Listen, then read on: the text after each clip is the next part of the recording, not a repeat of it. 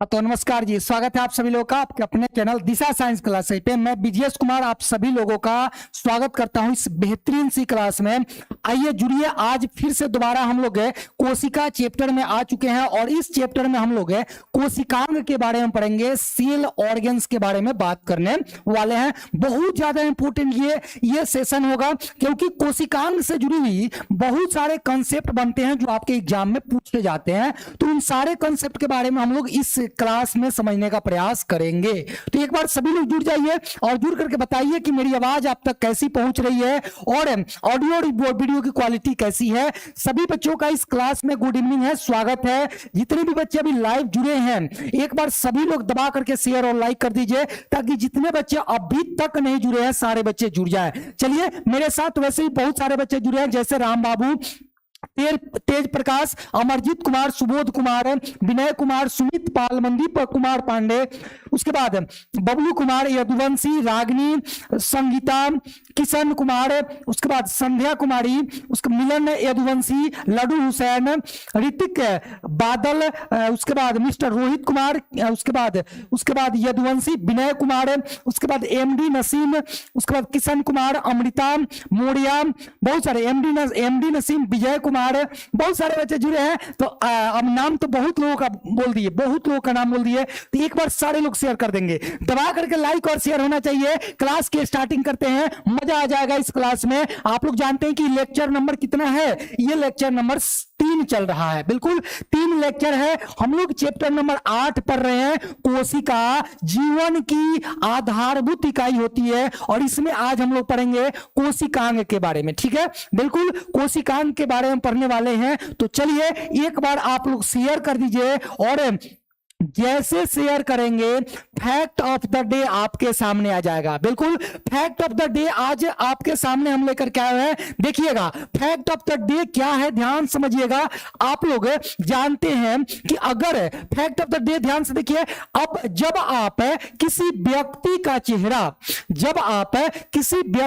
चेहरा गौर से देखते हैं तो आप अपने दिमाग का दायां भाग उपयोग करते हैं। मतलब यह हुआ कि जब हम किसी भी व्यक्ति को ध्यानपूर्वक गौर से देखते हैं तो हमारा दायां भाग, मस्तिष्क का कौन सा भाग काम करता है, दायां भाग ज्यादा एक्टिव होता है। तो ये आप लोग कंसेप्ट को ध्यान में रखेंगे। चलिए स्टार्ट करते हैं आज के क्लास को और इस क्लास को आगे बढ़ाते हैं। बिल्कुल रागिनी कुमारी, सुजीत कुमार, पृथ्वीराज पटेल, नरिस, उसके बाद नसरीन शेख, गौतम उत्तम, स्नेहा कुमारी, निखिल कुमार पांडे जी, बहुत सारे बच्चे जुड़ चुके हैं। रोशनी तिवारी, श्वेता भारती। चलिए तो आज क्लास को स्टार्ट करते हैं और इस क्लास को जो है आगे बढ़ाते हुए कोशिकांग के बारे में समझते हैं। चलिए आगे आते हैं। ये हमारा परिवर्तन बैच है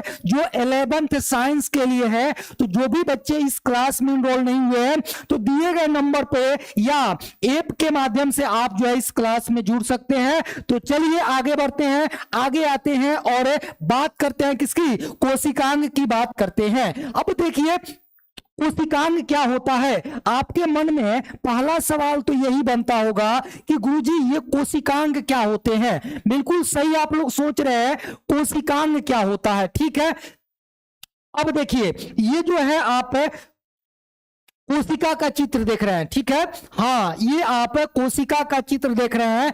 ये कोशिकांग होते क्या है, कोशिका के अंदर केंद्रक को छोड़ करके अन्य कई भी रचनाएं पाई जाती है जो झिल्ली से घिरी होती है और उस रचनाओं को हम कहते हैं कोशिकांग। क्या बोलते हैं, कोशिकांग बोलते हैं। इस बात को आपको ध्यान रखना है। ठीक है, कोई दिक्कत अगर हम यहाँ पे चित्र के माध्यम से बताने का प्रयास करें तो ध्यान दीजिएगा। मैंने क्या बोला, मैंने बोला कि कोशिका के अंदर, किसी भी कोशिका के अंदर, थोड़ा सा जल्दी में बनाते हैं, चित्र बाद में बनाएंगे, फिर भी आपको समझा देते हैं।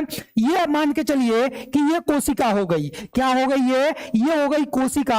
और इस कोशिका के अंदर आप जानते हैं कि केंद्रक होता है। बिल्कुल इसके अंदर क्या होता है, कल भी चर्चा किए थे, क्या होता है, केंद्रक होता है इसके अंदर। बिल्कुल केंद्रक होता है और इस केंद्रक में ये क्या है, क्रोमेटिन है।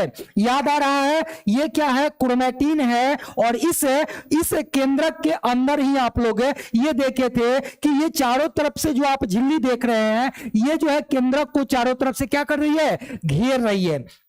ये क्या कर रही है, इसको घेर रही है। अब बात ये आती है, ये बात आती है कि इस कोशिका के अंदर केंद्रक के अतिरिक्त भी अन्य कई रचनाएं हैं जो प्रायः कोशिका झिल्ली यानी कि उस झिल्ली के द्वारा घिरी होती है। किसके द्वारा, झिल्ली के द्वारा घिरी होती है, और उसी को कहते हैं कोशिकांग। क्या कहते हैं, कोशिकांग कहते हैं। अब कहिएगा गुरुजी ऐसी कौन कौन सी कोशिकांग है जो इस कोशिका के अंदर केंद्रक के अतिरिक्त पाई जाती है। बिल्कुल सही सोच रहे हैं। अगर हम बात करें सेंट्रोसोम की, किसकी बात करें, हम अगर बात कर ले सेंट्रोसोम की, तो ये भी आप जानते हैं कि इसमें पाए जाते हैं सेंट्रोसोम। ठीक है, ये हो गए सेंट्रोसोम, आप लोग जानते हैं। इसके बाद अगर बात कर ले हम लोग किसकी, गाल्जी काय की बात कर ले। किसकी बात करें, गाल्जी काय की बात करें, तो गाल्जी काय भी पाया जाता है कहां, तो इसके अंदर ही पाया जाता है गाल्जी काय। और हम किसकी बात कर ले,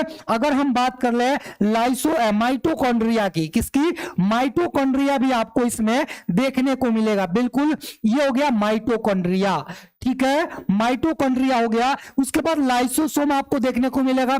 ठीक है, उसके बाद अंतःप्रजालिका, और अंतःप्रजालिका में दो तरह के, उसके बाद राइबोसोम, राइबोसोम, ये सारी रचनाएं जो आपको देखने को मिलेगा, ये सभी के सभी क्या कहलाएंगे, कोशिकांग कहलाते हैं। आई होप आपको ये बात समझ में आ गई होगी। बोलिए बोलिए, इतनी बातें समझ में आई, ये सारी बातें समझ में आई, बोलिए जल्दी से। चलिए बढ़ जाए आगे। चलिए एक बार सभी लोग लाइक करें, सभी लोग लाइक करके अटेंडेंस लगा दे, जल्दी से अटेंडेंस लगाइए। और बात करते हैं कल की, अगर बात करें आप लोगों से, है ना, कल की अगर बात करें गुणसूत्र, किसकी बात करे थे, गुणसूत्र की बात करे थे। गुणसूत्र कहां होता है, क्रोमेटिन में होता है। और क्रोमेटिन कहां होता है, तो केंद्रक के मध्य में होता है। इस बात को आपको ध्यान में रखना है। अगर बात आप लोगों से कहा जाए, ठीक है, गुणसूत्र,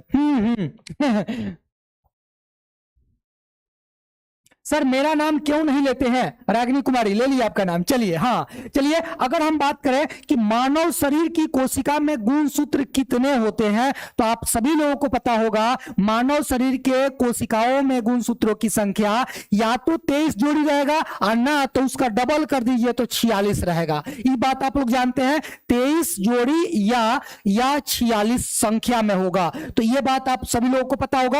अब बात करते हैं कि केंद्रक के अंदर जो क्रोमेटिन होता है, उस क्रोमेटिन में गुणसूत्र होते हैं, और वो गुणसूत्र क्या करते हैं, आनुवांशिक कोशिका प्रकार कितने हैं सर, रुकिए कोशिका की प्रकार हम बात करेंगे, प्रोकैरियोटिक और यूकैरियोटिक की बात करेंगे, रुक जाइए।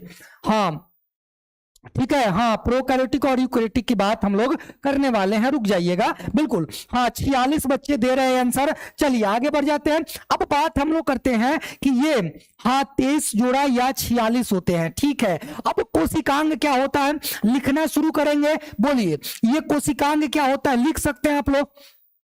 बोलिए कितने ऐसे बच्चे हैं जो कोशिकांग को समझ गए। देखिए ये जो हो गई पूरा कोशिका, और कोशिका के मध्य में ये है केंद्रक, ये है केंद्रक, और केंद्रक जो है चारों तरफ से केंद्रक झिल्ली के द्वारा घिरा होता है।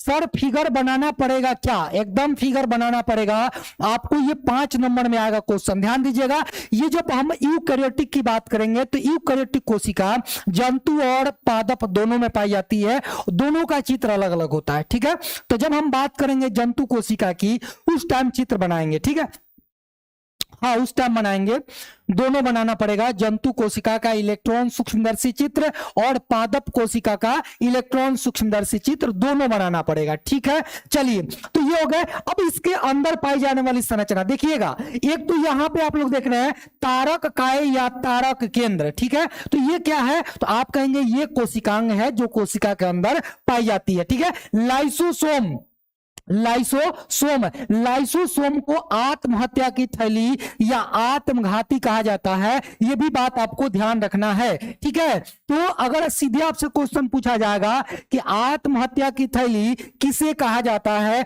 तो बताएंगे लाइसोसोम को। ठीक है, राइबोसोम। राइबोसोम भी क्या है, एक कोशिकांग है जो कोशिका के अंदर पाया जाता है। और राइबोसोम को क्या कहते हैं, प्रोटीन का फैक्ट्री कहा जाता है। जब कोशिका के अंदर राइबोसोम की अनुपस्थिति हो जाती है तो क्या होता है, प्रोटीन का संश्लेषण नहीं हो पाता है। ठीक है, हाँ चलिए आगे बढ़ते हैं। माइटोकॉन्ड्रिया। माइटोकॉन्ड्रिया को क्या कहा जाता है, माइटोकॉन्ड्रिया को पावर हाउस क्या कहते हैं, पावर हाउस, शक्ति का घर, बिजली का घर या कोशिकीय ऊर्जा गृह के नाम से जाना जाता है। ठीक है, हाँ आगे बढ़ते हैं। खुरदरी अंतःप्रद जालिका। इसमें अंतःप्रद जालिका में दो तरह का पढ़ेंगे, एक पढ़ेंगे SER, यहां लिख देते हैं, हाँ एंडोप्लाज्मिक रेटिकुलम, एंडोप्लाज्मिक, तो endoplasmic ERE, endoplasmic reticulum, endoplasmic, हाँ रॉफ, रुक जाइए एक मिनट, हाँ RER पढ़िएगा, RER, और एक पढ़िएगा SER। ठीक है, SER, इसका मतलब समझिए, इसका मतलब समझिए, जो ये अंतःप्रद जालिका है ये दो तरह की है। कितने तरह की, दो तरह की। एक को कहेंगे रॉफ, रॉफ का मतलब होगा खुरदरी, जिस पर छोटे छोटे कण पाए जाएंगे उसको बोलेंगे रॉफ, तो R से बोलेंगे रॉफ। और ER का मतलब होता है, ER का मतलब क्या होता है, अब ER मत समझ लीजिएगा। ठीक है, ER का मतलब होता है एंडोप्लाज्मिक, एंडोप्लाज्मिक रेटिकुलम, रेटिकुलम। ठीक है, हाँ एंडोप्लाज्मिक रेटिकुलम इसका मतलब होता है ER का। और ER दो तरह की होती है, एक होती है RER। अब समझ लीजिएगा, जब पढ़ाएंगे इसको अंतःप्रद जालिका को तो उस समय फुल फॉर्म लिख लेंगे, रॉफ इंडोप्लाज्मिक रेटिकुलम यानी खुरदरी अंतःप्रद द्रव्य जालिका। और एक है एस्मुथ, यानी कि एस से हो जाएगा क्या चीज, एस से हो जाएगा एस्मुथ। ठीक है, एस से हो जाएगा एस्मुथ। अब बाकी एंडोप्लाज्मिक रेटिकुलम लिखा जाएगा, यानी चिकनी अंतःप्रद जालिका। ठीक है, कोशिका के प्रकार कितने हैं, दो प्रकार के कोशिका पढ़ेंगे आप लोग केंद्रकों के आधार पर, एक यूकैरियोटिक और दूसरा प्रोकैरियोटिक कोशिका। ठीक है, हाँ एक ही बात आप बार बार कॉपी पेस्ट कर रहे हैं, बताइए चलिए, हाँ रेटिकुलम। ठीक है, तो ये तो हो गए। ये जो है ये भी क्या करती है, तो आप कहेंगे ये भी जो है प्रोटीन का संश्लेषण करती है, और साथ ही साथ ये गद्दा का निर्माण करती है, स्पंज जैसे गद्दा का निर्माण करती है। बता तो दिए राम बाबूजी। हाँ आगे बढ़ते हैं, कोशिका द्रव्य की बात करते हैं। इसमें जितने भी आप और तरल द्रव देखेंगे, इस द्रव का नाम है कोशिका द्रव। क्या नाम है, कोशिका द्रव्य। और इसी कोशिका द्रव्य में ये सभी कोशिकांग क्या होते हैं, तैरते रहते हैं। क्या करते हैं, तैरते रहते हैं। इस बात को आपको ध्यान रखना है। ठीक है, उसके बाद केंद्रिकीय झिल्ली है, केंद्रक के चारों तरफ पाई जाने वाली केंद्रिकीय झिल्ली आपको भी देखने को मिला होगा। सर लिखा दीजिए सर, हाँ हाँ लिखवा देंगे, सारा चीज लिखवाएंगे, ऐसा थोड़े नहीं लिखवाएंगे, एक भी पॉइंट नहीं छूटने वाला है, बस थोड़ा सा आपको समझा देते हैं, फिर एक एक करके जब समझेंगे सारा लिखवा देंगे, टेंशन मत लीजिए। ठीक है, उसके बाद यहां पे देखिए गाल्जी उपकरण, गाल्जी उपकरण, इसके ऊपर आप यहां पे जो रचना देख रहे हैं यह है गाल्जी उपकरण, जिसका खोज कैमिलो गाल्जी ने किया और अपने नाम पर ही इसका नाम रख दिया गाल्जी उपकरण या गाल्जी काय। ठीक है, ये इतना बात आप समझ गए। अब देखिए ये पूरा कोशिका के अंदर जितने भी कोशिकांग है, उन सारे कोशिकांग को कंट्रोल कौन करता है, उसको कंट्रोल करता है केंद्रक। कौन कंट्रोल करता है, केंद्रक। जैसे इस क्लास में आप जितने भी बच्चे जुड़े हैं उन सारे बच्चों को कंट्रोल करने का काम कौन करता है, तो आपके गुरुजी करते हैं कंट्रोल करने का काम। ठीक उसी प्रकार से इस कोशिका के अंदर जितने भी कोशिकांग पाए जाते हैं उन सारे कोशिकांग को केंद्रक कंट्रोल करता है। अतः हम कहते हैं कि इस इस कोशिका का मुखिया कौन है? तो आप कहेंगे केंद्रक। यानी केंद्रक के आज्ञा बिना, आदेश बिना कोई भी कोशिकांग अपना कार्य नहीं कर सकता है, मनमाना नहीं कर सकता है। ठीक है। हाँ सर, सेल को कितना आधार पर बांटे? अरे रुक जाइए ना जी, काहे इतना परेशान हो जाते हैं आप लोग जो है ना। हाँ जी हाँ, नमस्ते। चलिए, इतना क्लियर हो गया। अब बढ़ जाए आगे। अब आप लोग लिखना शुरू करेंगे कि ये जो है कोशिकांग होता क्या है। ठीक है, इतना बात अगर आप समझ गए तो अब आप लिख सकते हैं कोशिकांग क्या होता है। ठीक है, चलिए सर लेट हो गया सर, कोई बात नहीं। हाँ देर आई है दुरुस्त आई है। ठीक है, ठीक है जी। चलिए लिखिए यहां से, आप बोलिएगा एक प्रारूपिक यूकैरियोटिक कोशिका, एक प्रारूपिक यूकैरियोटिक कोशिका। ठीक है, यूकैरियोटिक कोशिका आप सभी लोग जानते हैं ना जी। यूकैरियोटिक कोशिका किसमें पाई जाती है? पादप और जंतु दोनों में पाई जाती है यूकैरियोटिक कोशिका। और प्रोकैरियोटिक कोशिका केवल किसमें? बैक्टीरिया और साइनोबैक्टीरिया में पाई जाती है। ठीक है। ठीक है, तो लिखिएगा एक प्रारूपिक यूकैरियोटिक कोशिका के कोशिका द्रव में, यूकैरियोटिक कोशिका के कोशिका द्रव में मेरे साथ साथ लिखिएगा, कोशिका द्रव में केंद्रक के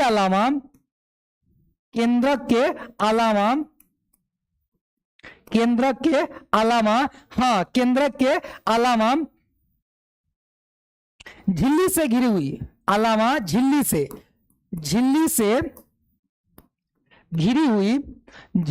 घिरी हुई रचनाएं या संरचनाएं पाई जाती है,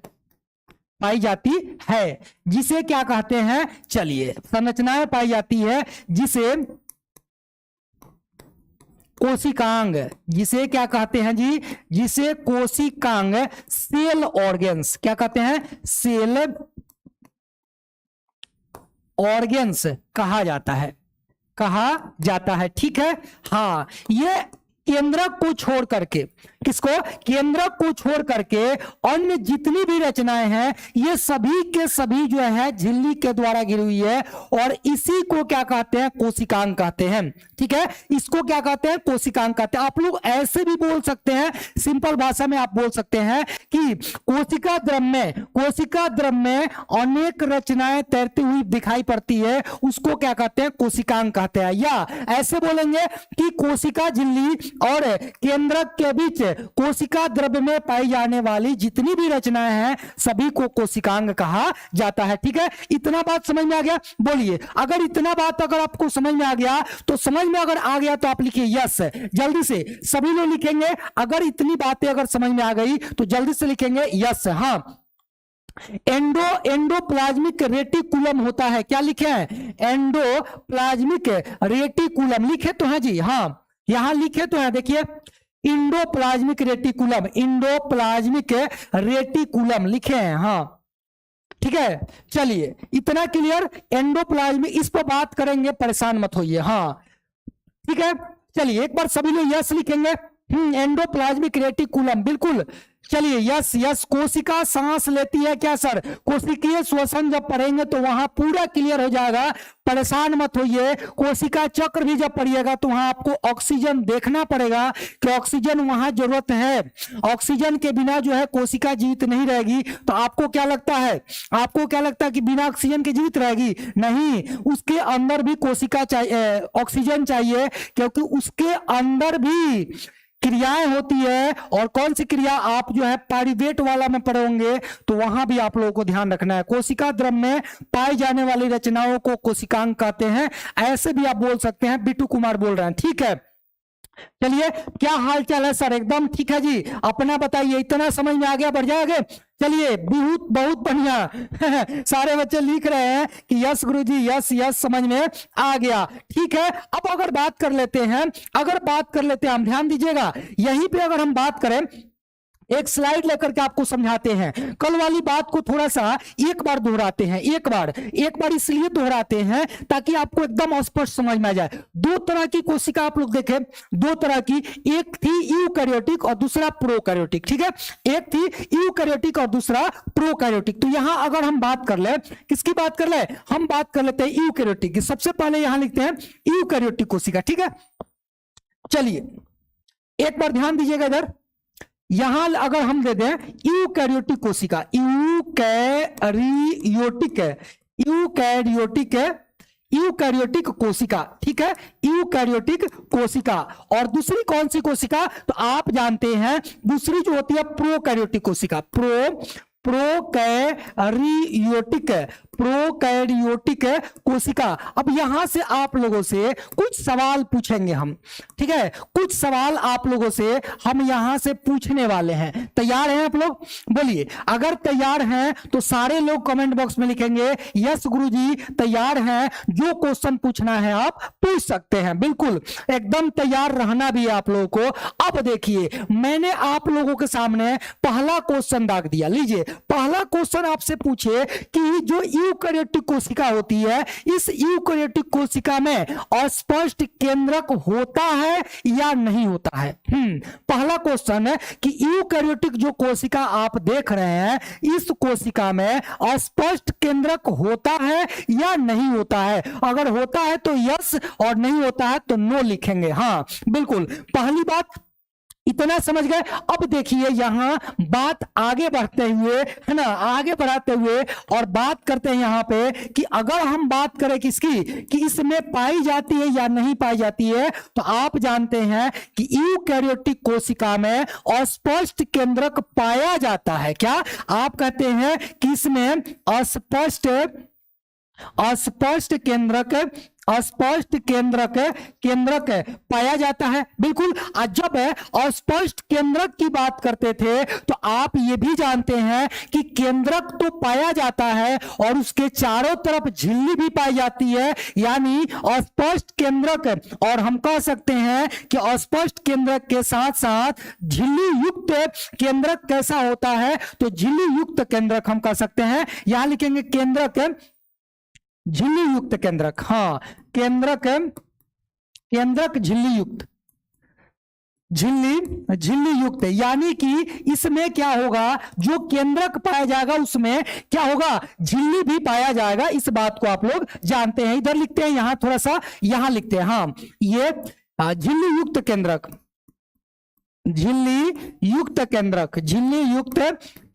ठीक है। हाँ, झिल्ली युक्त केंद्रक, इतना बात आप लोग जानते हैं। अगर हम बात करें यहां पर यूकैरियोटिक में, किसमें, सॉरी, प्रोकैरियोटिक में अगर बात करें, तो अब आप बताइए कि प्रोकैरियोटिक में केंद्रक पाया जाता है या नहीं, अस्पष्ट केंद्रक पाया जाता है या नहीं, तो आप कहेंगे नहीं पाया जाता है। अस्पष्ट केंद्रक क्षेत्र का इसमें क्या होता है, अभाव होता है।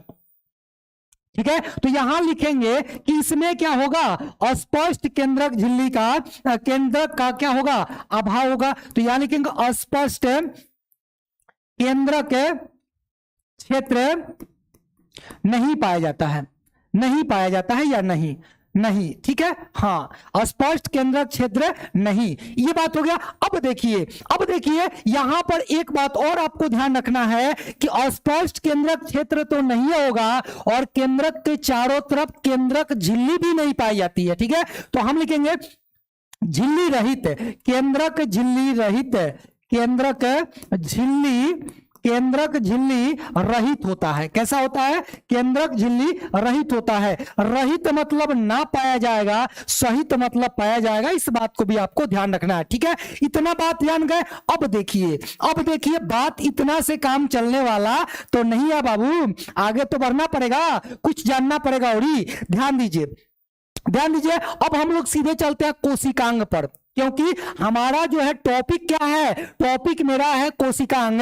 तो हम जो है इसको लेकर के कहां जाएंगे, कोशिकांग वाला में लेके जाएंगे। और ये बात आप ध्यान रखिएगा कि झिल्ली से ढके हुए कोशिकांग या कोशिका अंगक उपस्थित होते हैं किसमें, यूकैरियोटिक में। तो हम यहाँ पे एक पॉइंट और डाल करके ये लिखेंगे कि यूकैरियोटिक जितनी भी कोशिका होती है, यूकैरियोटिक जितनी भी कोशिका होती है उस यूकैरियोटिक कोशिका में झिल्ली से ढके हुए कोशिकांग पाए जाते हैं। ठीक है,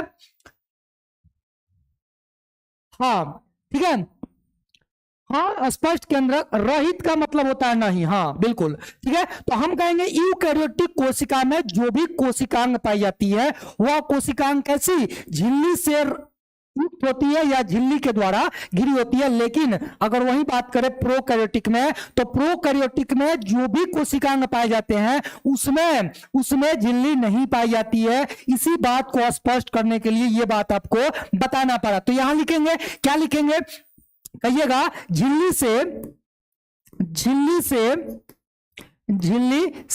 ढके हुए, झिल्ली से ढके हुए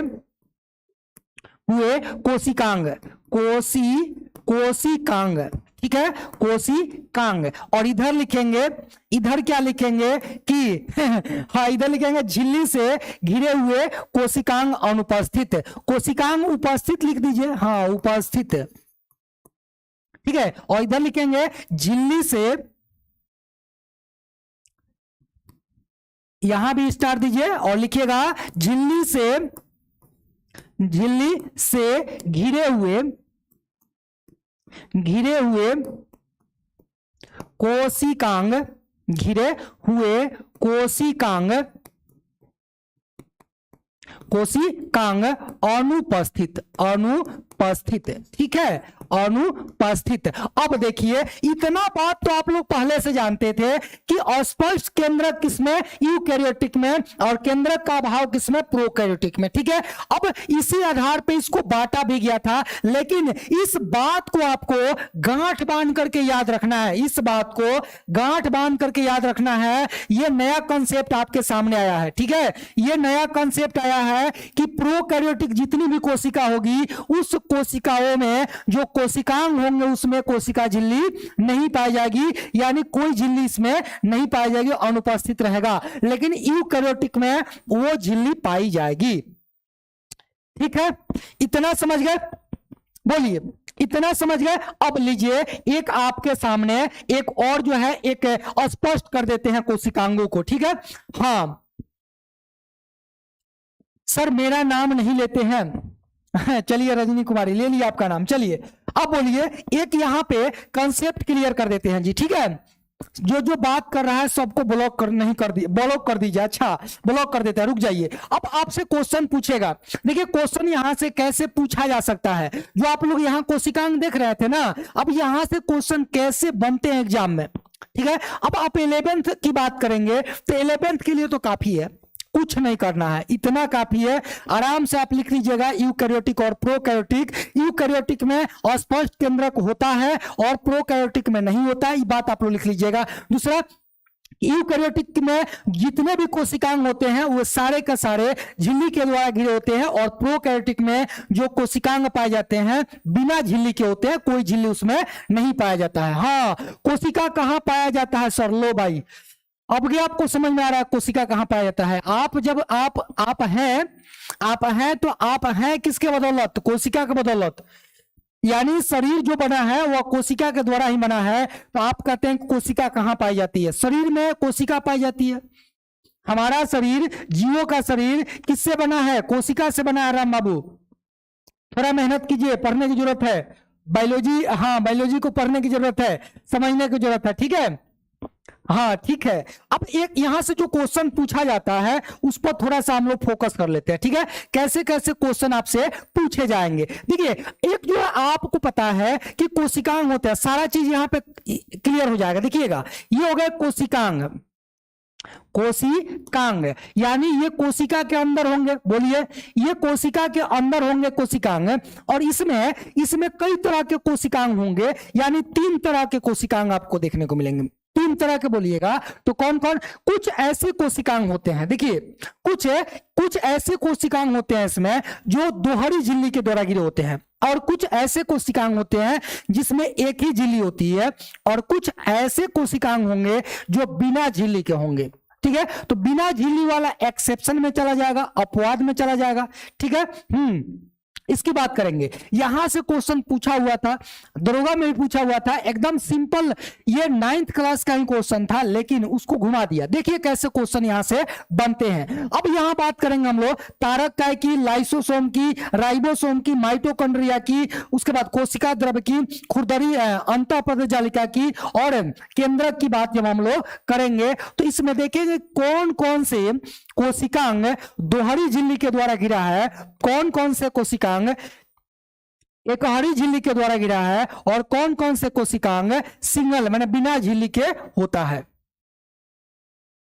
ठीक है ठीक है जी। हाँ तो आइए इस पर हम लोग बात करते हैं। ये हो गया कोशिकांग। कोशिकांग में 3 जगह बांटिए पहले आप लोग, ठीक है। एक तो आप 1 नंबर में आप जाइएगा तो यहां पे बना दे का, रुक जाइए रुक जाइए, एक बॉक्स बना देते हैं।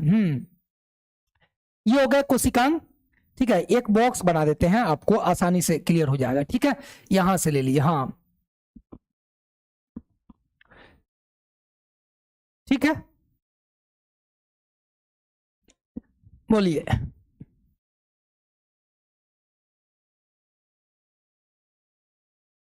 चलिए इसमें एकदम स्पष्ट हो जाएगा, ठीक है। अब इसको क्या करते हैं, अब 3 जगह आपको ले जाना है ना जी, 3 जगह आप इसको बांट दीजिए, ठीक है। हाँ एक हरी झिल्ली, उसके बाद दोहरी, है ना, और उसके बाद रुकिए थोड़ा कलर इसका चेंज कर लीजिए ठीक है।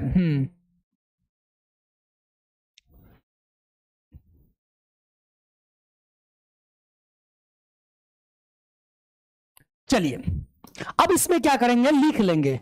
आप लोग क्या करेंगे, इसमें लिखेंगे। 1 नंबर में आप क्या लिखेंगे, पहले वाला में आप लिख के जाइए, पहले वाला में आप लिख के जाएंगे कि 1 नंबर में है दोहरी झिल्ली से घिरे हुए कोशिकांग, ठीक है। यहां पे आप लिखेंगे 1 नंबर में दोहरी झिल्ली, क्या लिखेंगे, दोहरी झिल्ली से, दोहरी झिल्ली से घिरे हुए कोशिकांग, घिरे हुए कोशिकांग, कोशिकांग, ठीक है। दोहरी झिल्ली से घिरे हुए कोशिकांग, ठीक है, इसकी जरूरत नहीं है अब। हाँ उसके बाद यहां पे आप लिखिएगा एक दोहरी झिल्ली हो गई और दूसरा एक हरी झिल्ली, कितना, एक हरी झिल्ली या एकल झिल्ली युक्त कोशिकांग, यहां लिखिएगा एकल, एकल झिल्ली युक्त, एकल झिल्ली युक्त, एकल झिल्ली युक्त कोशिकांग, युक्त कोशिकांग, कोशिकांग, ठीक है। हाँ उसके बाद लिखेंगे बिना झिल्ली के, मतलब जिसमें कोई झिल्ली नहीं पाया जाता है, ठीक है। हाँ हाँ ठीक है, नहीं देंगे ध्यान। हाँ एक बच्चे बोल रहे हैं कि कमेंट में ध्यान नहीं दिए, ठीक है कोई बात नहीं। आइए पढ़िए। अब देखिए बिना झिल्ली के, यानी कि आप कह सकते हैं कि झिल्ली रहित कोशिकांग कौन सी होती है, तो यहां लिखे जाएंगे झिल्ली रहित, झिल्ली रहित कोशिकांग, झिल्ली रहित कोशिकांग, ठीक है। झिल्ली रहित कोशिकांग, ये बाहर जा रहा है, लिखिए यहां पे झिल्ली रहित कोशिकांग, कोशिकांग, ठीक है। हाँ अब क्या करेंगे, अब आपको हम समझाते हैं कि कौन कौन से कोशिकांग झिल्ली युक्त है और कौन कौन से कोशिकांग झिल्ली रहित है, ठीक है। हाँ ठीक है, चलिए यहां पे थोड़ा सा लिख लीजिए, हो गया। अब देखिए, अब यहां पे आइए, अब बात आप लोग कीजिए। अब देखिए सबसे पहले दोहरी झिल्ली से घिरे हुए, दोहरी झिल्ली का मतलब क्या हुआ, जो 2 झिल्ली से घिरा हुआ हो। जैसे अगर हम बात करें कि ये कोई कोशिकांग है, समझिएगा, समझने का प्रयास कीजिएगा आप लोग, एक बार आप सभी लोग क्या करेंगे, समझने का प्रयास करेंगे। चलिए 1 मिनट रुकिएगा।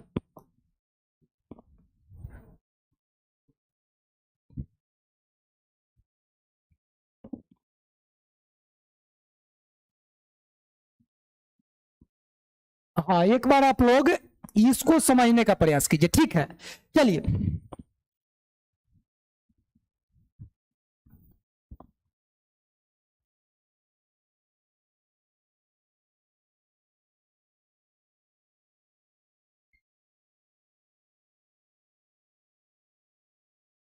हाँ ठीक है। चलिए देखिए, अगर दोहरी की बात करें, दोहरी झिल्ली का मतलब क्या हुआ, जिसमें दो झिल्लियां पाई जाती हो। जैसे मान लीजिए कि ये कोई कोशिकांग है, नाम नहीं दे रहे हैं, केंद्रक ही मान के चलिए थोड़ा देर के लिए। अगर आप कहते हैं केंद्रक है, ठीक है, तो केंद्रक जो है मान के चलिए कि ये केंद्रक है, तो ये सिंगल झिल्ली हुआ, ठीक है। तिहरी झिल्ली नहीं होती है, ना ना तिहरी झिल्ली नहीं होती है, दोहरी झिल्ली है, दोहरी, एकहरी और बिना झिल्ली के, ठीक है। तो ये मान के चलिए केंद्रक है, तो यह भी एक झिल्ली आप देख रहे हैं, ठीक है। अगर इसके ऊपर एक और झिल्ली आती है, इसके ऊपर एक और झिल्ली आती है, तब हम इसको कहेंगे ये दोहरी झिल्ली है। कैसी झिल्ली है? दोहरी झिल्ली है, ठीक है, दोहरी झिल्ली युक्त हो जाएगी, दोहरी झिल्ली युक्त हो जाएगी। बात समझ गए होंगे, बात समझ गए होंगे। अगर सिंगल झिल्ली पाई जाती है तो आप कहेंगे सिंगल झिल्ली वाला है, और जब डबल पाई जाएगी तो डबल कहेंगे। चलिए अब बात करते हैं कि सिंगल झिल्ली वाली कौन कौन सी है, नाम लिखिए। तो ध्यान दीजिएगा, सिंगल वाला में केंद्रक, लवक और केंद्रक, लवक और माइटोकॉन्ड्रिया, तीन गो नाम याद रखना है, तीन गो नाम याद रखना है। एक नंबर में कौन सा? एक नंबर में आप कहिएगा कि लवक है, या आप सीधे कहिए मुखिया जी रहेंगे केंद्रक। कौन रहेंगे? केंद्रक। उसके बाद कौन से? केंद्रक के बाद कौन सा रहेगा? केंद्रक के बाद रहेगा, केंद्रक के बाद आप माइटोकॉन्ड्रिया लिखे, माइटोकॉन्ड्रिया। माइटोकॉन्ड्रिया को ही सूत्रकणिका कहा जाता है, इस बात को भी आपको ध्यान रखना है। माइटोकॉन्ड्रिया या लिख देते हैं सूत्रकणिका, सूत्रकणिका, सूत्रकणिका, ठीक है। उसके बाद एक और है जिसका नाम है लवक। क्या है? लवक है, ठीक है। लवक, लवक, ठीक है। दरोगा वाला एग्जाम में यही क्वेश्चन पूछा था, ठीक है, यही क्वेश्चन पूछा था माइटोकॉन्ड्रिया वाला। और इधर एक नाम आप याद रखेंगे, इधर बिना झिल्ली के पाया जाने वाला, बिना झिल्ली के पाया जाने वाला था राइबोसोम, राइबोसोम था। कौन था? राइबोसोम, राइबोसोम, राइबोसोम, जिसे प्रोटीन का फैक्ट्री कहा जाता है। क्वेश्चन में क्या किया था कि एक क्वेश्चन इधर से डाल दिया, एक नाम ये डाल दिया और एक नाम, दो नाम इधर से डाल दिया, चार ऑप्शन में दे दिया, और तब पूछा था कि मिलान कीजिए इसका, एक हरी झिल्ली, दोहरी झिल्ली और बिना झिल्ली। तो आप याद रख लीजिए कि एक ही है जिसका नाम है राइबोसोम। क्या नाम है? एक ही नाम है जिसका नाम है राइबोसोम, जो बिना झिल्ली का होता है, बिना जामा पॉइंट का होता है। समझ गए?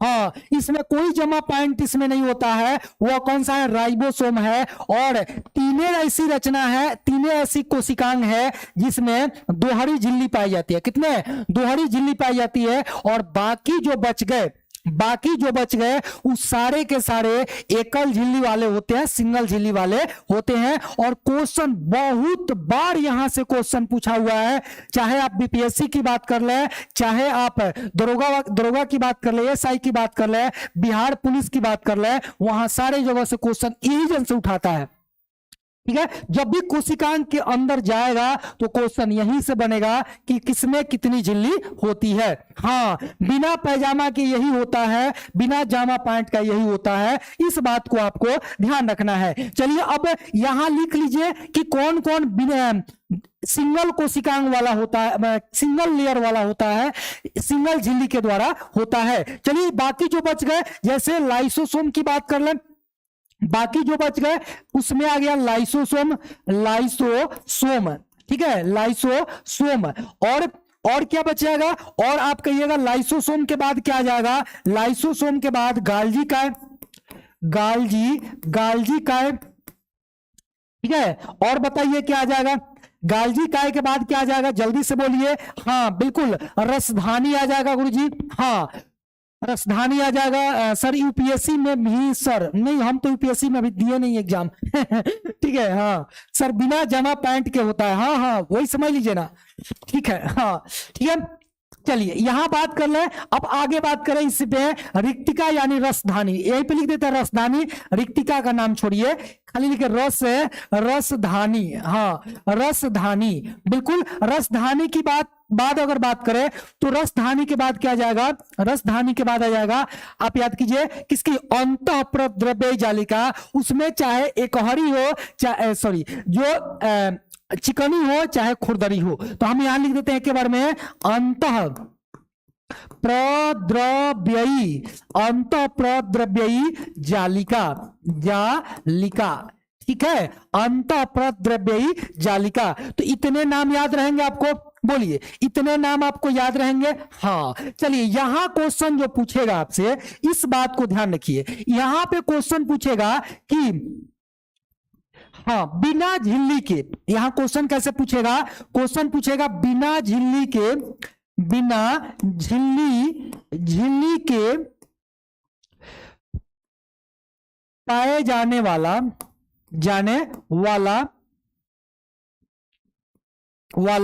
कोशिकांग है, कोशिकांग है। बोलिए अब आप बताइए, आंसर नहीं बताइएगा, बोलिए कितना आसान हो गया। बिना झिल्ली के पाए जाने वाला कोशिकांग कौन है? एकदम आप बताएंगे कि बिना झिल्ली के पाए जाने वाला कोशिकांग कौन सा है, कोई दूसरा नहीं है, वो है राइबोसोम। कौन सा है? राइबोसोम, ठीक है। कौन है जी? राइबोसोम है, बिल्कुल राइबोसोम। किसकी बात करेंगे हम लोग? राइबोसोम की बात करेंगे, जो बिना कोशिकांग के पाया जाता है, ठीक है। इतना बात समझ में आ गया। चले अब देखिए एक बार और समझ लिया आप लोग, दोहरी झिल्ली की अगर बात कर ले आप लोगों से, अगर आपसे क्वेश्चन पूछ ले कि दोहरी झिल्ली के द्वारा पाया जाने वाला कोशिकांग कौन कौन से है, तो क्या क्या नाम देंगे, जल्दी से बोलिए। दोहरी झिल्ली के द्वारा पाया जाने वाला कोशिकांग कौन कौन सा है? ध्यान दीजिए, दोहरी झिल्ली के द्वारा पाया जाने वाला 3 ही है, जिसमें पहले नंबर पे आ जाएगा केंद्रक, माइटोकॉन्ड्रिया जिसे सूत्रकणिका भी कहा जाता है, ठीक है। उसके बाद लवक, लवक को प्लास्टिड भी कहा जाता है, इस बात को भी आपको ध्यान रखना है। एकहरी झिल्ली जिसमें एक झिल्ली पाई जाती है, सिंगल झिल्ली होती है, लाइसोसोम जिसे आत्महत्या की थैली भी कहा जाता है, गाल्जी का रसधानी, ठीक है, रसधानी को रिक्तिका, और अंतः प्रद्रव्या जालिका, और जिसमें कोई झिल्ली नहीं पाई जाती है उसको कहते हैं राइबोसोम। बिना झिल्ली, बिना जमा पॉइंट का पाया जाने वाला कोशिकांग कौन सा है? राइबोसोम है। आई होप आपको ये बात समझ में आ गई होगी। बोलिए जल्दी से यस लिखेंगे अगर समझ में आ गई होगी तो, जल्दी से बोलेंगे। हाँ, लवक को लिख लीजिएगा, लवक को प्लास्टिड भी कहा जाता है, ठीक है। हाँ प्लास्टिड, अरे क्या लिखा जा रहा है, हाँ प्लास्टिड, ठीक है, लवक या प्लास्टिड। क्लियर? सारे लोग लिखेंगे, सभी लोग लिखेंगे यस, जल्दी से कमेंट बॉक्स में छाप दीजिए, एकदम सारे लोग छाप दीजिए यस यस यस अगर समझ में आ गया तो जल्दी से। हाँ सर शाम हो गया है, अरे शाम हो गया है क्या मतलब है सर? खुरदरी पर झिल्ली नहीं पाया जाता है सर। अरे खुरदरी पर अंतः प्रजालिका जहां होगी वहां झिल्ली युक्त होगी, ध्यान दीजिएगा। हाँ वहां झिल्ली पाई जाएगी, ध्यान दीजिए।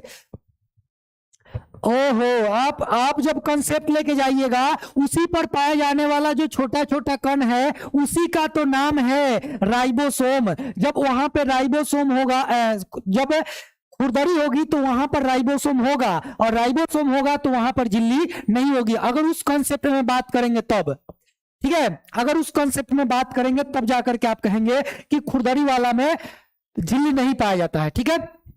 हाँ बिल्कुल, कुछ बच्चे कह रहे हैं सर लिख लिए सर जी, ठीक है एकदम बहुत बढ़िया।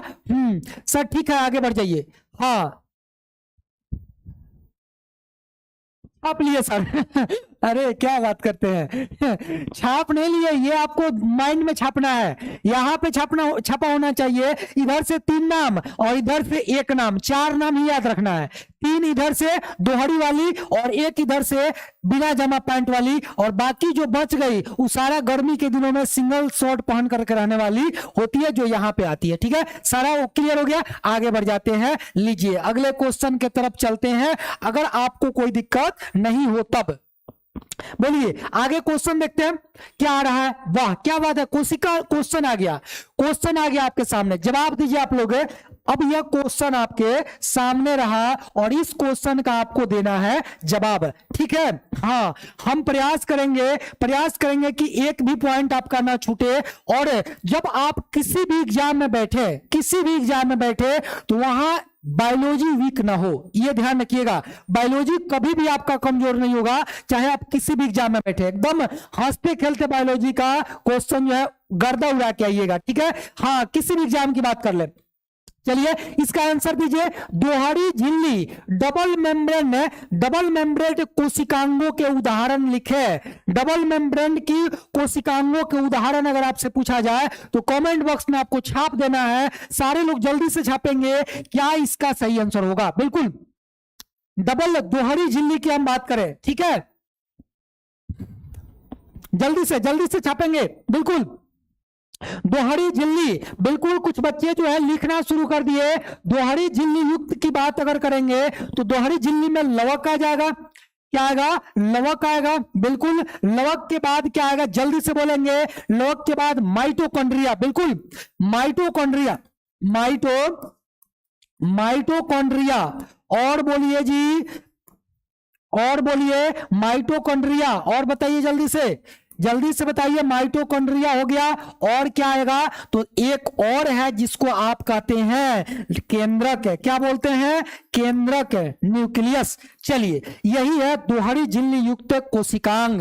बिल्कुल हाँ, लवक, सूत्र कणिका और केंद्रक। बिल्कुल क्लियर। यहां तो कोई दिक्कत किसी को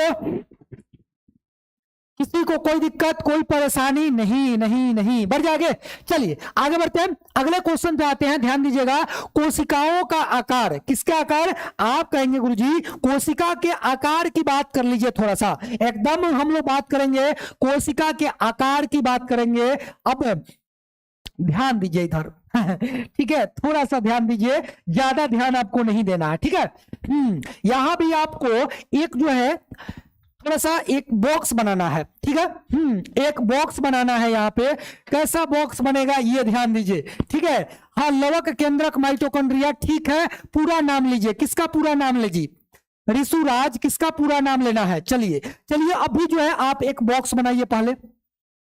पहले तो आप क्या करेंगे, एक बॉक्स बनाएंगे, ठीक है। एक बॉक्स आप बना लीजिए।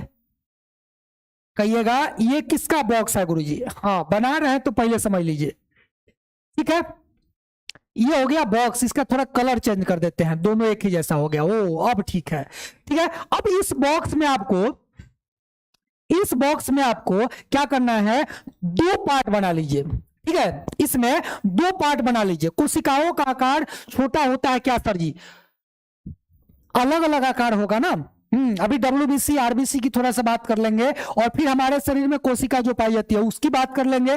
तंत्रिका कोशिका तो पर क्या होंगे, मानव शरीर की सबसे लंबी कोशिका तंत्रिका कोशिका है ना जी। हाँ, ये सारी चीज पर कर क्या होंगे। तो इसको पहले यहाँ सीरियल वाइज कर लीजिए, ठीक है।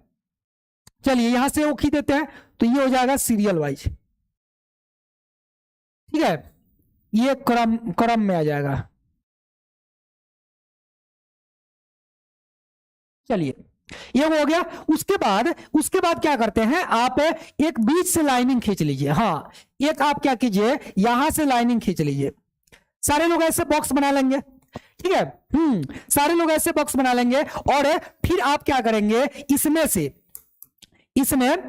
इसमें क्या करेंगे, आप एक और बॉक्स बनाइए। हाँ, एक और बॉक्स बनाइए। यहां से इसको भी तीन पार्ट में पहले बना लीजिए। हाँ, जैसे देखिए हम यहां से खींच दिए, एक हो गया, ठीक है। हाँ, एक हो गया। अब यहीं से हम क्या करेंगे, ये एक पार्ट और ले लेंगे, तो ये हो गया कितना। तो आप कहेंगे गुरुजी आप तो बड़ा जल्दी बना दिया, हम लोग कैसे बनाए? बना सकते हैं ना आप लोग भी ना, बन जाएगा। बोलिए, बन गया। ये हो गया। अब देखिए यहां पे हम लोग क्या करेंगे, यहां पे तीन ही पार्ट हुआ जी। ओहो, तीन ही पार्ट हुआ, चार न बनाना है हमको, चार बनाना है। यहां पे ले लीजिए,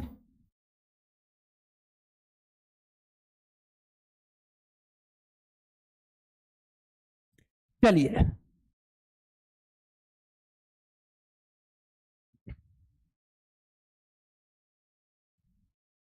अच्छा, अब चार हो जाएगा।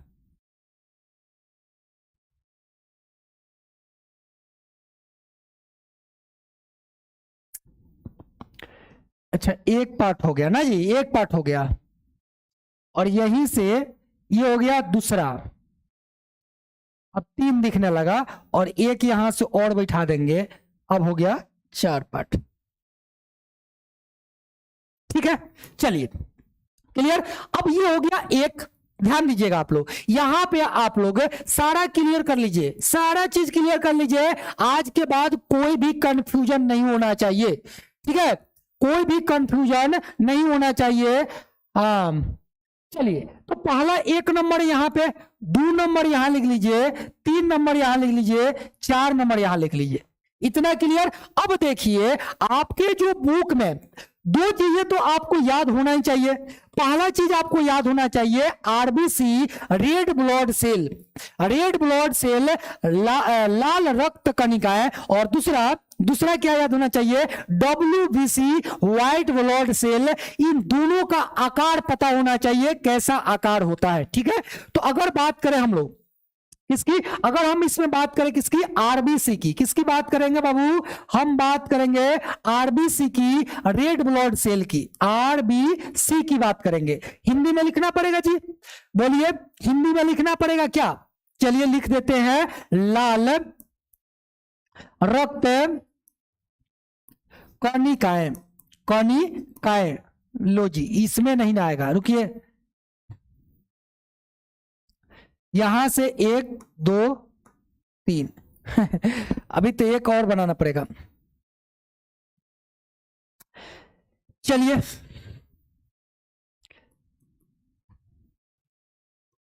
यहां ऊपर लिख देंगे, जगह नहीं है फिर भी लिख देंगे, ठीक है। यहां लिखे आरबीसी, लाल रक्त कणिकाएं, लाल रक्त कणिकाएं, कणिकाएं, ठीक है, लाल रक्त कणिकाएं। और दूसरे बॉक्स में क्या लिखेंगे, डब्ल्यूबीसी, डब्ल्यूबीसी, श्वेत रक्त कणिकाएं, श्वेत रक्त कणिकाएं, कणिकाएं, ठीक है। उसके बाद यहां लिखेंगे, इसमें क्या लिखेंगे, अस्तंभाकार उपकला ऊतक, ठीक है, हाँ इसमें लिखेंगे अस्तंभाकार उपकला ऊतक, उपकला ऊतक, ठीक है, अस्तंभाकार उपकला ऊतक।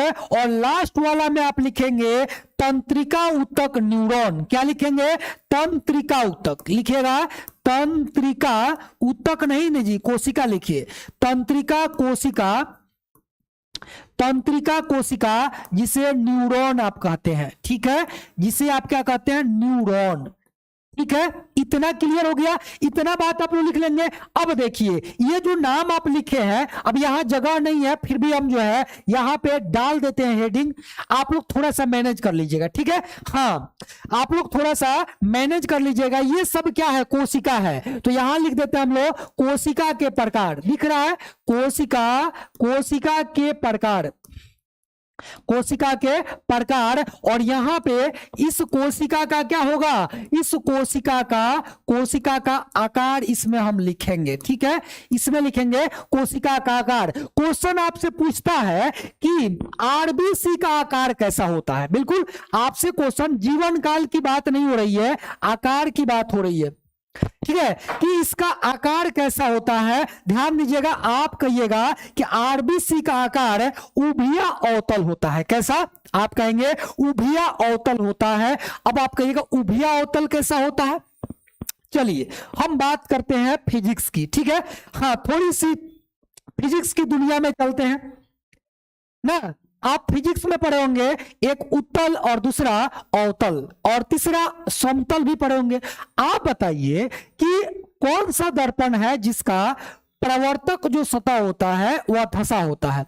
जब परावर्तक सतह धसा होगा तो उसको क्या कहेंगे, बोलिए, और परावर्तक सतह उभरा होगा तब उसे हम क्या कहेंगे। चलिए फिजिक्स की दुनिया में ठीक है, हाँ बायोलॉजी से थोड़ा सा मूव कीजिए फिजिक्स के तरफ और आप हमें बताइए कि जिसका परावर्तक सतह उभरा होता है उसे क्या कहते हैं, और जिसका परावर्तक सतह धसा होता है उसको क्या कहते हैं। चलिए चलिए बहुत बढ़िया। आप कहे कि जिसका उभरा होता है उसको कहते हैं उत्तल, ठीक है, और जिसका धसा होता है उसको कहते हैं अवतल, ठीक है। हाँ, ये बात आप लोग ऑलरेडी जानते हैं। अब आपसे क्वेश्चन पूछा कि आरबीसी का आकार कैसा होता है, तो आप कहेंगे उभया अवतल होता है। कैसा बोलिएगा?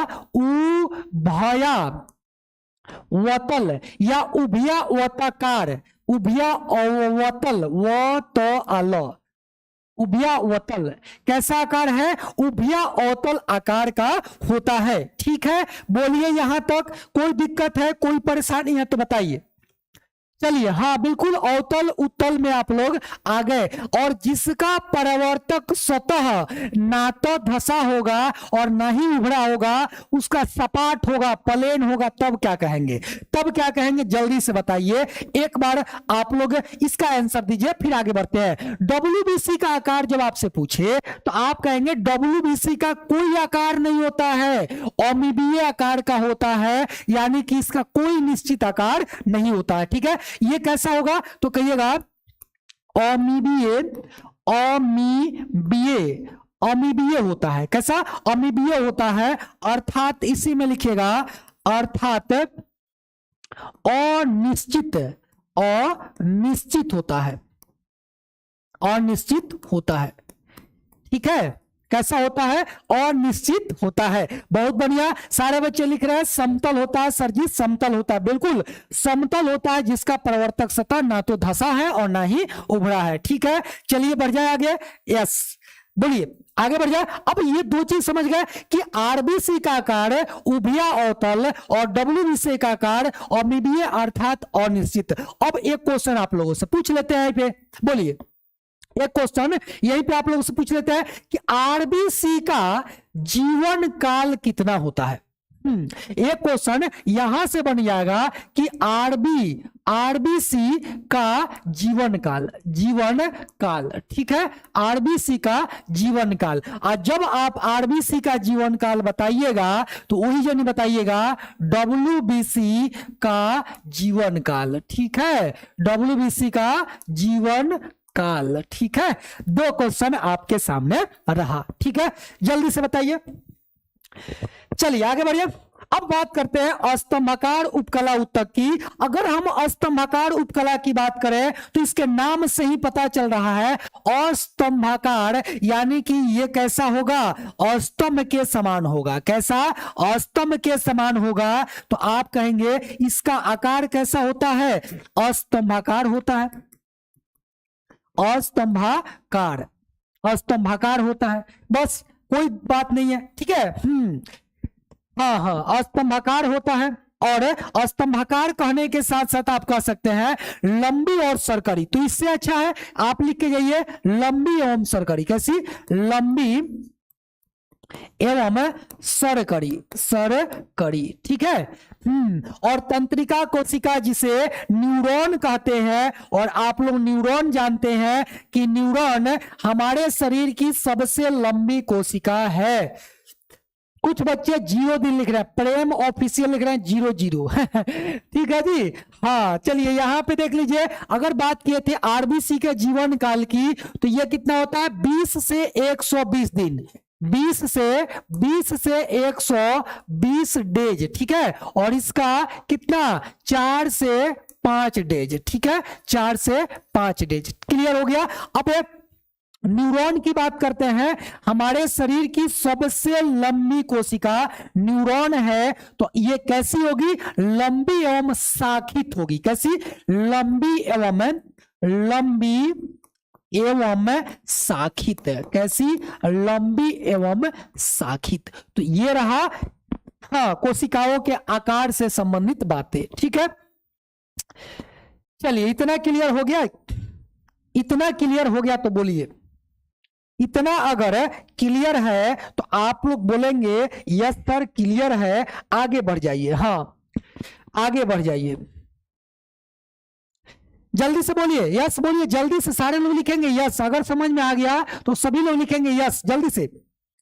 हाँ अब यहाँ इसके बाद जो है हम आपसे कुछ क्वेश्चन पूछ लेंगे। पहले इसकी तस्वीर देख लीजिए, ये है लाल रुधिर कणिका आरबीसी, आरबीसी लाल रुधिर कणिका, जिसका आकार कैसा होता है तो गोल एवं द्विअवतली होता है, उभया अवतल होता है। ठीक है, अगले क्वेश्चन पे आते हैं। अगला ये आप देख रहे हैं डब्ल्यूबीसी, क्या है डब्ल्यूबीसी श्वेत रक्त कणिका है, जिसका आकार अमीबीकृत या अमीबीयकृत होता है, यानी अनिश्चित होता है। कैसा आप कहेंगे निश्चित, और निश्चित होता है। ठीक है, कैसा आकार है और निश्चित आकार का होता है। आगे बात करें अस्तंभाकार की, तो ये स्तंभाकार कैसी होती है तो ये होती है लंबी और सरकरी। कैसी होती है, लंबी लंबी होती है और सरकरी होती है। लास्ट ये रहा तंत्रिका कोशिका, जो हमारे शरीर की सबसे लंबी कोशिका होती है, और इसका आकार कैसा होता है, लंबा होता है, और कैसा लंबा और साखित होता है। कैसा साखित होता है, इसमें शाखाएं निकली हुई आपको दिखाई पड़ती है। ठीक है, तो ये हो गई आज की क्लास की ये सारी चित्रें। ठीक है, क्लियर हुआ। अब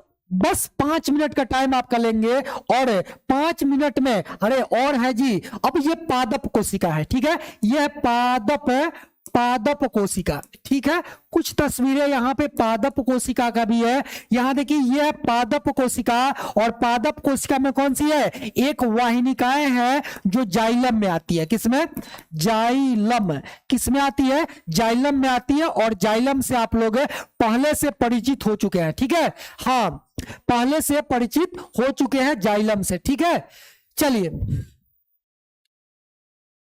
चलिए आगे बढ़ते हैं, अगले क्वेश्चन पे आते हैं। ये है मध्योतकी, क्या है मध्योतकी, और ये मध्योतकी को क्या कहते हैं, लवक। क्या बोलेंगे, लवक बोलेंगे। और ध्यान दीजिएगा इस लवक में ये कैसी होती है, गोल होती है। कैसी, गोल होती है, यहां पे स्पष्ट लिखा हुआ है कैसी है, गोल होती है। अब इसमें ध्यान दीजिएगा, ये जो आप गोल देख रहे हैं, ऐसे बना देते हैं हम, ऐसे जो आप देख रहे हैं, तो ये इसके साइड में, आप इसके साइड में इस तरह से ये गोल गोल रचना आपको दिखाई दे रहा है, बोलिए आप कहिएगा यस गुरुजी, ये आप जो बना रहे हैं ये हमको दिखाई दे रहा है।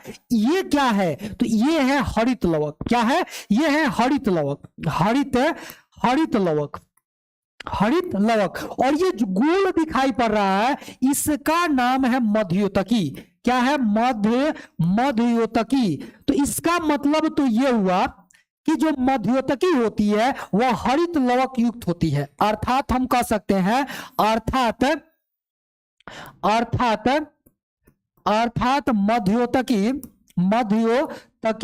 हरित लवक युक्त, हरित लवक युक्त होती है। ठीक है, हरित लवक युक्त होती है।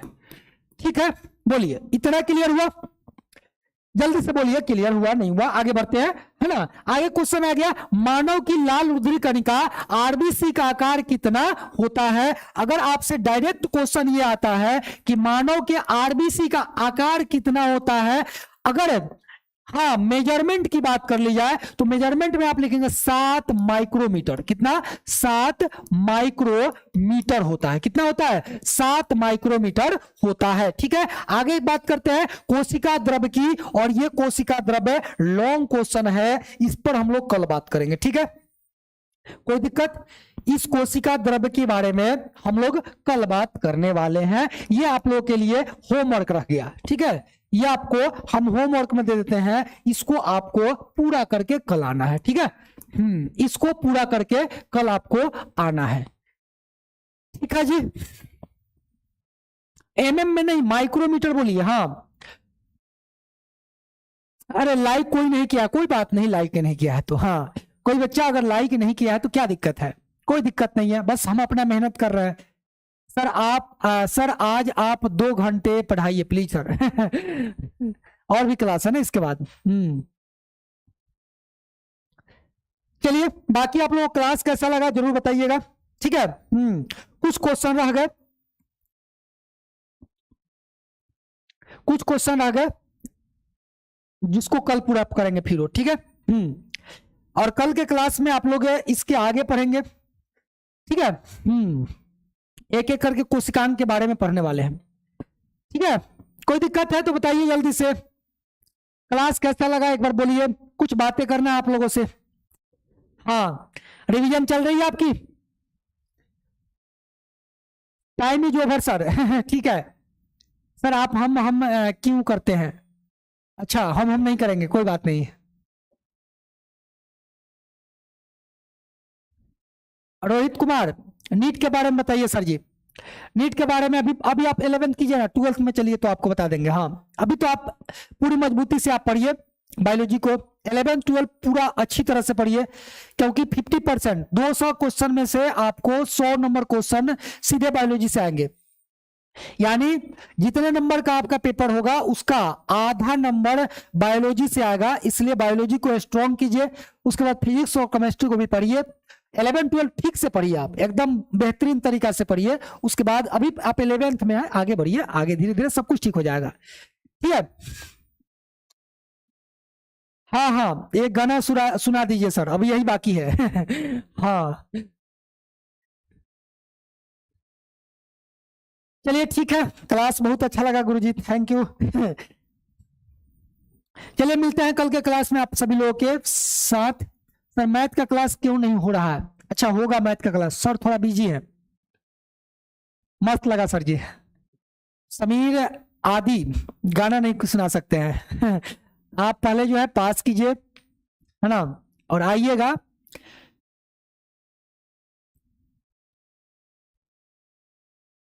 हाँ बिल्कुल, रिवीजन वीडियो देख करके हो रहा है, ठीक है। जो नोट्स बनाए होंगे उससे भी रिवीजन आप लोग कीजिए एक बार, जो नोट्स बनाए हैं उसका भी रिवीजन कीजिए, ठीक है। और मैंने बताया था आप लोगों को कि बायोलॉजी का नोट्स जो है रंग बिरंगी होनी चाहिए, खूब बढ़िया से कलर कलर कीजिएगा। जितनी भी चित्रें बन रही है उन सारे चित्रों को आपको ही बनाना है और अच्छा तरीका से उसको कलर करना है, ठीक है। तो उन सारा को कलर कीजिएगा, अच्छा लगेगा आप लोगों को भी, देखने में भी लगेगा कि हाँ सर बायो सेक्टर से यूपीएससी में क्वेश्चन नहीं आता है क्या? आता है जी, ऐसी काहे बोल रहे हैं सर? बायो से बीपीएससी और यूपीएससी एग्जाम दिया जाता है, एकदम दे सकते हैं।